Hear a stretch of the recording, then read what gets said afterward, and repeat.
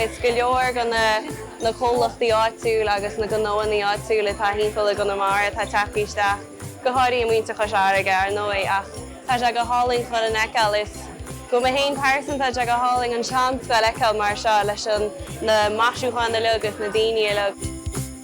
Támas seo in áchan Chois Fharraige nó Seanscoil Sailearna agus tá Margadh na Nollag ag dul aráin seo. Tá sús le hartar fiche báir an seo le trádalaí agus ceirdaithe agus lonadóí difriúil ó cheantar Chois Fharraige ag díal rudaín seo neo.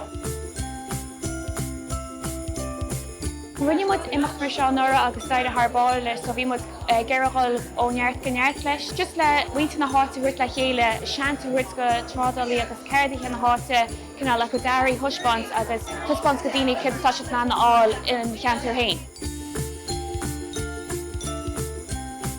Níor me se chana riamh ach is tá mé bácáil a bhí me sé bliana díis agus thucha mé mlíana go níonn seaán anseo ar san chum na bhaint de pól. Chonig me daoine nar lár me lobla ag nach cháblaí agus nach bheicim thart agus cum sé deis go pobal teach le chéile agus tá atmosfér réimse an agus tá deí na Nollag an seo ar nói. Castan daoine ar chéile mar idir se nach le chéile castan na daoine ar chéile ní castan na cricas na látaneán. Ní castan na daoine an eile táíir.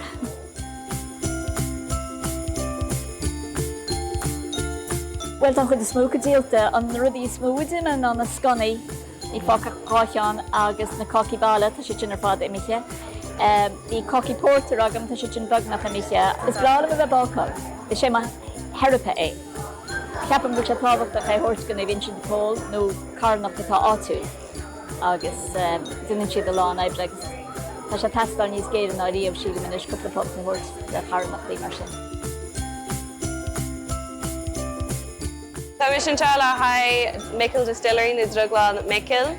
Fuoi láthir, tá duine, tá fuisceig, tá poitín agus tá ochtar gaelach nó Irish cream na cuair ang.